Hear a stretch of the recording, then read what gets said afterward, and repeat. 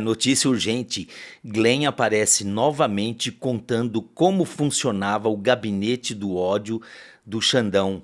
Parece que a República do Xandaquistão vai ruir. Se você ainda não conhece o Glenn, nunca critiquei Glenn Greenwald, vou apresentá-lo a vocês. Não vou fazer nem abertura nesse vídeo, então já deixe um likezinho, por favor. Olha tudo que esse moço conta, é estarrecedor. Dia 7 de setembro temos que ir às ruas exigir que o cabeça de ovo caia. It's continuing to this very day. We've reported on how the secret orders function. This one judge, Alexandre de Moraes on the Supreme Court, he'll send an order to Twitter and Facebook and Google and TikTok and Telegram and Rumble. And I'll say, you are hereby required within the next 48 hours, within the next 2 hours, it gives them 2 hours, to ban all accounts of the following people. And he says, this order is secret and you're required to keep it a secret. We were able to get a hold of one of these secret orders in the beginning of 2023. We reported on the show. It was unbelievable. It just has lists and lists of people who are required to be banned. None of them were charged with any crimes. None of them were notified even of the issuance of this order. None of them had any due process to contest it. We reported all of that. He has imprisoned a lot of Bolsonaro's associates. In fact, we just did a major story where his top foreign policy advisor, Felipe Martins is his name, was part of an investigation, but has never been charged with any crime, let alone convicted of one.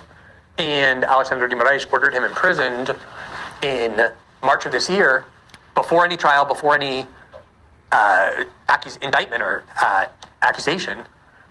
And his argument for why he was ordering him in prison preventatively before trial was based on a complete falsehood. Namely, a reporter very friendly to the court falsely claimed that Felipe Martins had left Brazil on a presidential plane with Bolsonaro and never came back.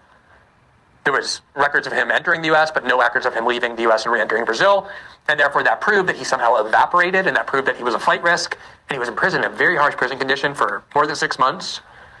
And we wrote an article about it about 2 weeks ago detailing there was a mountain of evidence showing that Felipe Martins never left Brazil, that he wasn't on the presidential plane, that he was in Brazil the entire time, to the point where even the prosecutor asked for his release. And this judge kept him in prison based on nothing, unjustly. And then he finally got out of jail last week. And these are the kinds of abuses that have been taking place repeatedly, all in the hands of this one judge. So about a month ago or so, or maybe a little bit longer than that, we were able to obtain a gigantic archive of messages, audios, documents, texts, all kinds of conversations that came right from the heart of the chambers of this judge.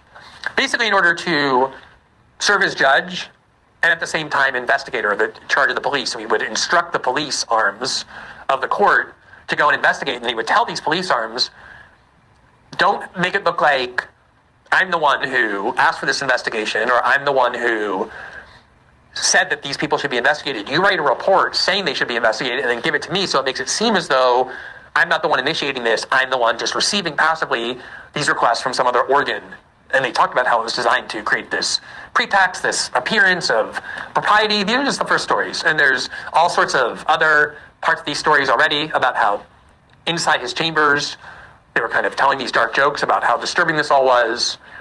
Sometimes they would say, go and find crimes that this news site is doing, and the guy would come back and say, I couldn't find anything, and they would say, look, he wants evidence of criminality, be creative. It's only at the beginning. We're going to continue to do this reporting.